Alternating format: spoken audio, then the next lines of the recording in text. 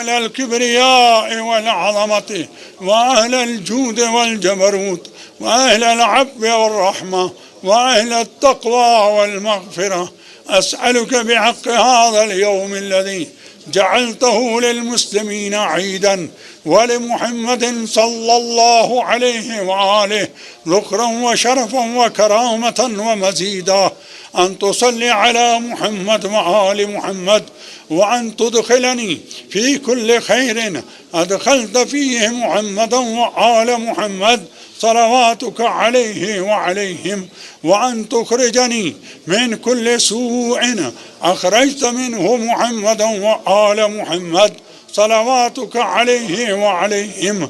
اللهم إني أسألك خير ما سألك به عبادك الصالحون، وأعوذ بك مما استعاذ منه عبادك المخلصون. دعائے قنوت کے پیغامات جو عید کی نماز میں جو قنوت پڑھا جاتا نا، آپ نے دیکھا نا عید کی نماز جو پڑھی جاتی ہے اس میں ایک دعائے قنوت ہے. وہ دعا پہلی میں 5 تکبیریں ہیں، یعنی وہ 5 مرتبہ پڑھنا ہے. دوسری میں 4 تکبیریں ہیں، یعنی کل 9 دفعہ یہ دعا پڑھائی جاتی ہے. میں صرف اس کا ترجمہ یا یہ کہیے ترجمہ بھی نہیں، صرف اس دعا کے جو مفہوم اور جو پیغامات ہیں کوشش کرتا ہوں اس کو آپ کے سامنے بیان کرنے کی. کہ دیکھیے کہ نماز عید، جب انسان نماز عید پڑھتا ہے اس کے بعد اس میں مختلف سورہ ہم کے بعد 2 سورہ ہیں مختلف پڑھنے کے لیے، اعلیٰ اور شمس ہے. اس کے بعد پھر قنوت ہے، اور پہلی رکعت میں 5 مرتبہ وہ قنوت پڑھا جاتا ہے. قنوت کر کے رکوع میں جاتے ہیں، پھر دوبارہ قنوت ہے. نہیں، رکوع تو ایک ہی دفعہ ہے، یعنی اللہ اکبر، پھر رکوع میں پھر قنوت ہے، پھر اللہ اکبر، پھر قنوت ہے، یعنی اس میں 5 مرتبہ قنوت ہے. ٹھیک ہے. اور اس کے بعد دوسری رکعت میں 4 مرتبہ وہ قنوت ہے، یعنی 9 مرتبہ کل وہ دعا پڑھائی جاتی ہے. کہ جس کا مفہوم ہے، مختصر مفہوم آپ کے سامنے پیش کرتا ہوں کہ اس دعا کے موضوع کیا کیا ہے. یوں سمجھ لیے دعا عید کی نماز جو پڑھی جاتی ہے، اس کی جو قنوت ہے، اس قنوت کے اندر جو دعا ہے اس کا مفہوم یا اس کے موضوعات میں آپ کے سامنے بیان کرتا ہوں. کہ دیکھیے پہلی چیز ہے اس میں جب انسان اقرار کرتا ہے، کہتا ہے کہ پروردگارہ تو مالک ہے، تیری بڑائی ہے، بزرگی ہے، اور تیری بخشش ہے، تو مالک بخشش ہے. یعنی پہلا جملہ کیا کہنا ہے، پہلا مفہوم کیا ہے، خدا تو مالک ہے، تو مالک ہے، تو جو ہے وہ تیری بزرگی ہے، بڑائی ہے، اور اس کے بعد تو مالک بخشش ہے، یعنی بخشنے والا تو ہے. یعنی انسان پہلی دعا مانگ رہا ہے، اس میں 2 جملے ہیں مفہوم. خدا تو تیری بزرگی ہے، بڑا ہے، پتر ہے، اور اس کے بعد فرمایا، اس کے بعد ہے کہ پروردگارہ تو مالک بخشش ہے، یعنی تو بخشنے والا ہے. یعنی انسان یہ اقرار کر رہا ہے کہ پروردگارہ تو بخشنے والا ہے، تو ہمارے گناہوں کو بخش دے. یعنی دعا میں نہیں ہے، مفہوم پیش کر رہا ہوں کہ اس میں ہم جو دعا پڑھتے ہیں اس میں یہ کہتے ہیں. اگر اس کی تشریح کی جائے گی تو اسی طرح تشریح میں اسی کو اسی طرح بیان کیا جائے گا کہ پروردگارہ ہمارے گناہوں کو بخش دے، ہماری خطاؤں کو معاف کر دے، اور یہ بخشش تیرے لیے روب ہے، دبدبہ ہے. پھر آتے ہیں، پھر دوسرا جملہ جو ہے تو مالک درگزر ہے، یعنی تو معاف کرنے والا ہے. یعنی ایک صفت ہے خدا کی، معاف کرنے والا. یعنی اس طرف بھی اشارہ ہے کہ آپ بھی اپنی زندگی میں لوگوں کو معاف کرو. جناب موسیٰ، خداوند عالم نے جب جناب موسیٰ سے کلام کیا، مختلف گفتگو ہوئے. ایک مقام پر وہاں پر ایک جملہ یہ ہے کہ خداوند متعال جناب موسیٰ اپنے نبی سے کہتا رہنا، نبی سے کہتا ہے، جناب موسیٰ سے کہتا ہے کہ موسیٰ جب لوگوں سے خطا ہو اور لوگ جب تمہارے پاس معافی طلب کرنے آئے تو تم انہیں معاف کر دو، انہیں معاف کر دو. کیوں؟ اس کی دلیل کیا تھی خدا نے کہا اس لیے کہ جب تم سے خطا ہوتی ہے تو ہم بھی تو تمہیں معاف کر دیتے. دیکھا آپ نے، یعنی خدا اپنے نبی سے کہہ رہا ہے معاف کرو. ایک صفت ہے. ہم اپنے معاشرے میں اگر اس چیز کو لے کر آ جائیں، معاف کرنے کی صلاحیت ہو، تو کتنے ایسے مسئلے جو ختم ہو جائیں گے. آپ دیکھیے گا ہمارے پاس جو سب سے بڑی مشکل ہے، ہم بعض چیزیں اپنے دل میں لے کے بیٹھ جاتے ہیں. بس اس نے میرے ساتھ ایسا کیا ہے تو وقت آنے پہ میں نے بھی اس کے ساتھ ایسا کرنا ہے. وہ وقت کی طاق میں رہتے ہیں. خدا نہ خاصا کوئی ایسا وقت آ بھی گیا ہم نے کہا بس 10 سال پرانا بدلہ تو اتارنا ہی ہے نا. 15 سال پہلے انہوں نے بھی ہمارے ساتھ ظلم کیا تھا, ہم بھی آج ہمیں موقع ملا, آج ہم ان پہ ظلم کریں. معاف کی تو کہا معاف تو ہونا ہی نہیں ہے. تبھی وہ جناب لقمان کی میں نے ایک دفعہ نصیحتیں جو پیش کی تھی اس پہ یہی تھا کہ 2 چیزوں کو یاد رکھو اور 2 چیزوں کو بھول جاؤ. اس میں یہی تھا کہ اگر کوئی تم پہ ظلم کرے تو اسے بھول جاؤ, یعنی کوئی تم پر اذیت کرے, تم اگر بھول کرے, تم پہ ظلم کرے تو اسے بھول جاؤ. کیوں؟ اس کی شاید وجہ یہ رہی ہوگی کہ انسان اپنے دل میں اگر لے کے بیٹھ گیا تو کبھی بھی اس کو موقع ملے گا. اس کا یہ جملہ تھا, جو تمہارے ساتھ برائی کرے اس سے بھول جاؤ, جب تم کسی کے ساتھ نیکی کرو اسے بھول جاؤ. یہ 2 چیزیں تھیں. تو اب یہاں پر بھی یہی ہے کہ انسان معاف کرے اپنی زندگی کے اندر. ایک معافی تلفی, انسان معاف کر دے, کسی سے خطا ہو گئی تو اسے معاف کرے گا تو زندگی میں اچھی طرح زندگی گزرے گی اور انسان کے دل میں جو کینہ ہے وہ بھی نہیں رہے گا. پھر اس کے بعد ہے تو مالک پناہ ہے, یعنی تیری پناہ ہے. اور اس کے بعد ہے تو پردہ پوشی, اور تو مالک پناہ اور پردہ پوشی ہے, یعنی تو پناہ خدا کے لیے انسان دعا کرتا ہے پروردگار ہم تیری پناہ میں آ جائیں. اور اس کے بعد خدا جو ہے وہ کس گناہوں سے, انسان کے گناہوں سے جو پردہ پوشی کرتا ہے وہ پروردگار عالم ہے. اتنے گناہ کرنے کے باوجود خداوند عالم اس کے گناہوں کو اظہار نہیں کرتا, اس کے گناہوں کو چھپاتا ہے, پوشیدہ رکھتا ہے. خدا تو جو ہے وہ گناہوں کا چھپانے والا ہے. ایک روایت پیش کی تھی پہلے بھی, امام رضا علیہ السلام کی روایت ہے.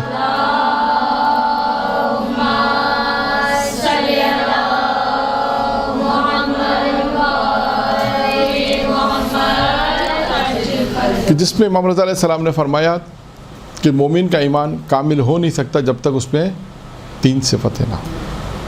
ایک صفت اللہ کی ہو, ایک صفت اس کے رسول کی ہو, اور ایک صفت اس کے رسول کے وصی کی ہو. امام رضا علیہ السلام نے فرمایا. اب دیکھیے امام رضا علیہ السلام نے کون سی صفت کا انتخاب کیا. ویسے تو اللہ کی بہت ساری صفت ہیں, سوال یہ کہ 3 صفتیں مومن میں ہونی چاہیے تو اس کا ایمان تکمیل ہوگا. اور بھی بہت ساری صفتیں ہیں, اس روایت میں 3 صفتیں بیان کی. نمبر 1 اللہ کی. اب سوال یہ کہ اللہ کی تو بے شمار صفتیں, کون سی صفت کا انتخاب کیا ہے امام رضا نے کہا جس طرح اللہ دوسروں کے عیبوں کو چھپاتا ہے مومن بھی دوسروں کے عیبوں کو چھپائے.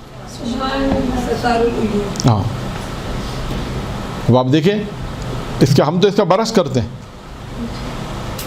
ابھی کسی کا عیب پتہ چلا, اس سے پہلے کہ وہ اپنے گھر نہیں پہنچا سب کو پتہ چل گیا. آج کل تو واٹس ایپ اور یہ بھی بہت آسان ہے. دیکھیں عیبوں کو چھپانے کا کام کرنا ہے. خدا کی ایک صفت ہے کہ عیب چھپاؤ. خدا جس طرح مومن کے عیب چھپاتا ہے, ایک مومن دوسرے مومن کے عیب کو چھپائے گا.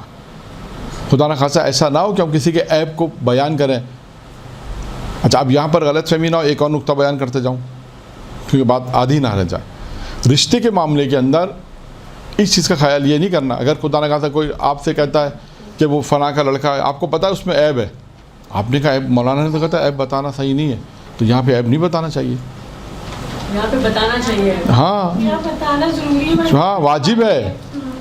اسی طرح کوئی لڑکی ہے, آپ سے کسی نے کسی کے متعلق پوچھا, کسی لڑکی کے متعلق پوچھا, آپ کو پتہ ہے کہ مثال کے طور پہ خدا نہ خاصا کوئی عیب ہے اس کے اندر, تو آپ نے نہیں کہا کہ ہاں یہ تو روایت میں ہے کہ عیب کسی کے نہیں بتانا چاہیے. تو یہ مورد دوسرا مورد ہے, اس لیے اس کو میں خاص بیان کر رہا ہوں کہ جہاں خاص ہے روایت میں اور فقہ مسائل میں بھی کہ وہ موارد کہ جہاں پر عیب بیان کرنے چاہیے وہ کون سے موارد ہیں. جیسے کھلم گناہ. ایک مثال دے دوں, ایک عورت بے حجاب ہے, اگر ہم کہیں کسی سے کہ فلاں عورت بے حجاب ہے تو یہ گناہ نہیں ہے, کیونکہ وہ کھلا بے حجاب ہے, یہ گناہ نہیں ہے. کسی سے اگر اس عیب کا ذکر کریں, عیب ہے, برائی ہے, لیکن وہ کھلا. اسی طرح بہت ساری چیزیں ہیں, لیکن ایک جس میں سے ایک وہ کھلم. اب آ جائیں وہ عیب. اچھا اب یہاں پر خدا نہ خاصا اس لڑکی میں کوئی اگر عیب ہے تو آپ نے وہاں پر اسی کو بیان کرنا, یہ نہیں کہ پورے شہر میں ڈنڈورا پیٹ دیں, یہ بھی نہیں کریں. صرف موضوع یہ بیان کرنا تھا تاکہ زیادہ طولانی نہ ہو کہ جس طرح اللہ میں یہ خصوصیت ہے. معصوم نے فرمایا کہ اللہ جس طرح مومن کے عیبوں کو چھپاتا ہے اسی طرح مومن بھی دوسرے کے عیبوں کو پوشیدہ رکھ کے چھپاتا ہے. یہ روایت یہاں پہ ختم ہو گئی. اس روایت کی صرف میں نے توضیح دی کہ اگر شادی کا کوئی ایسا مورد آتا ہے رشتے کا کہ جہاں کوئی عیب ہے تو وہاں انسان اس کو ضرور بتائے. بس آ جاتے ہیں روایت کا دوسرا حصہ. امام رضا علیہ السلام نے فرمایا کہ ایک پہلی صفت اللہ کی ہونی چاہیے, دوسری صفت اللہ کے رسول کی. اللہ کے رسول کی بھی بہت ساری صفتیں. کون سی خاص صفت ہے جس کا یہاں پر ذکر کیا؟ امام رضا نے فرمایا جس طرح اللہ کے رسول کا اخلاق بہت اچھا تھا, مومن کا اخلاق بھی اچھا ہونا چاہیے. تیسری صفت رسول کے وسیع کی ہونی چاہیے. ایک اللہ کی ہو گئی, ایک رسول کی, ایک اس کے رسول کے وسیع. کہ جس طرح اللہ کا جو نبی حضرت محمد مصطفیٰ صلی اللہ علیہ وسلم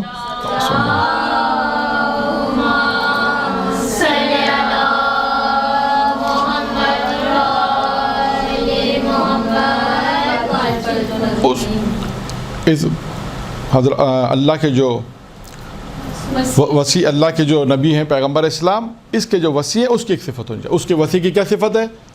کہا کہ جس طرح اس کے وسیع کے پاس صبر تھا مومن کے پاس بھی صبر ہونا چاہیے. تو تین صفتیں امام رضا علیہ السلام نے بیان کی کہ مومن میں تین صفت ہونی چاہیے, ایک اللہ کی, ایک اس کے رسول کی, ایک اس کے وسیع کی. یہاں سے گفتگو ہماری شروع ہوئی تھی کہ انسان جس طرح اللہ انسان کے عیبوں کو چھپاتا ہے, مومن بھی ایک دوسرے کے عیبوں کو چھپائے. پھر اس کے بعد ہے اس دعائے قنوت کا سر وہ رسول خدا کی کیا تھی؟ اخلاق. میں سوال کرتا ہوں تجھ سے اس واسطے سے جس کو تو نے مسلمانوں کے لیے عید قرار دیا ہے نا, مسلمانوں کے لیے عید قرار دیا. میں تجھے اس عید کا واسطہ دے کر سوال کرتا ہوں, تجھ سے اس کا واسطہ دیتا ہوں کہ جس کہ تو نے مسلمانوں کے لیے عید قرار دیا. اس کے بعد پھر جملہ ہے کہ تو آج رحمت نازل فرما حضرت محمد پر اور ان کی آل پر.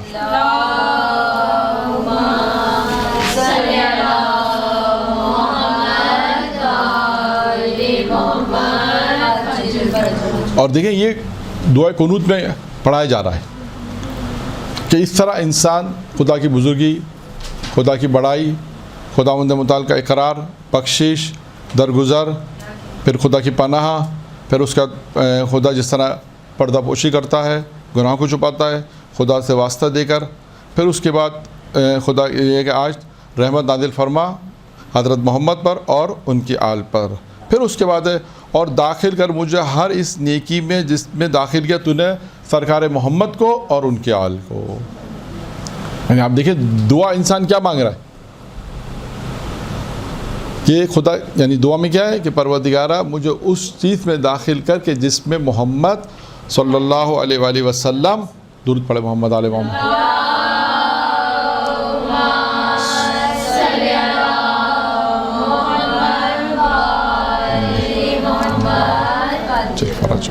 کہ اس داخل کر مجھے ہر اس نیکی میں جس میں تو نے حضرت محمد کو اور ان کے آل کو داخل کیا. یعنی انسان یہ دعا مانگ رہا ہے. پھر اس کے بعد کیا ہے اور دور کر دے مجھے ہر اس بدی سے, برائی سے جس سے دور رکھا تو نے محمد کو اور اس کے آل کو. یعنی آپ دیکھیں کہ ہم دعا مانگ رہے ہیں خداوند متعال سے کہ پروردگارہ ہمیں اس چیز میں داخل فرما کہ جس میں تو نے محمد اور آل محمد کو داخل کیا, اور ہر اس برائی سے دور رکھ جس برائی سے تو نے محمد کو اور آل محمد کو دور کیا. پھر آئیے تیری رحمتیں ہو حضرت محمد مصطفیٰ صلی اللہ علیہ وآلہ وسلم اور ان کے آل پر صلی اللہ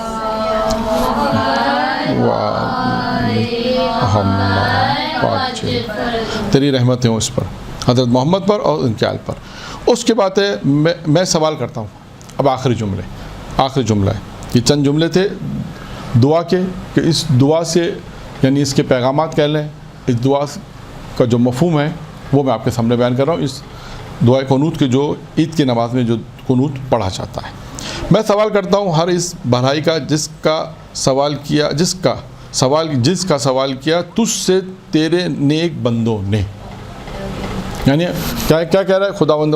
یعنی دعا میں جملہ ہے کہ میں سوال کرتا ہوں خداوندہ، میں سوال کرتا ہوں کس چیز کا؟ پروردگار سوال کا اس کا کہ جس کا سوال کیا تجھ سے تیرے خاص نیک بندوں نے. یعنی جملہ واضح ہے. یعنی ہم کہیں خداوندہ میں اس چیز کا تجھ سے سوال کرتا ہوں، اس بھلائی کا سوال کرتا ہوں جس سے تیرے نیک بندوں نے جس سے سوال کیا. تیرے نیک بندوں نے جس سے جو سوال کیا میں وہ سوال کرتا ہوں. یعنی دوبارہ میں پڑھ دیتا ہوں. میں سوال کرتا ہوں ہر اس بھلائی کا، نیکی کا کہ جس کا سوال کیا تجھ سے تیرے نیک بندوں نے، اور پناہ لیتا ہوں تیری جنس سے جس سے پناہ چاہیے تیرے نیک بندوں نے. یعنی بہت ہی آسان جملوں میں آپ کو اس کا خلاصہ بیان کر دوں. یعنی ہم خدا سے دعا قنوت کے اندر یہ دعا مانگنے پروردگارہ کہ میں تجھ سے سوال کرتا ہوں وہ سوال جو تیرے نیک بندوں نے کیا، جو تیرے خاص بندے، جو نیک بندوں نے تجھ سے سوال کیا، وہ سوال میں کرتا ہوں. اور میں پناہ چاہتا ہوں، میں بھی پناہ چاہتا ہوں وہ پناہ جو تیرے خاص بندوں نے چاہی ہے. تو یہ دعا قنوت کا مختصر خلاصہ تھا جو میں نے آپ کے سامنے بیان کیا. درود پڑھے محمد و آل محمد.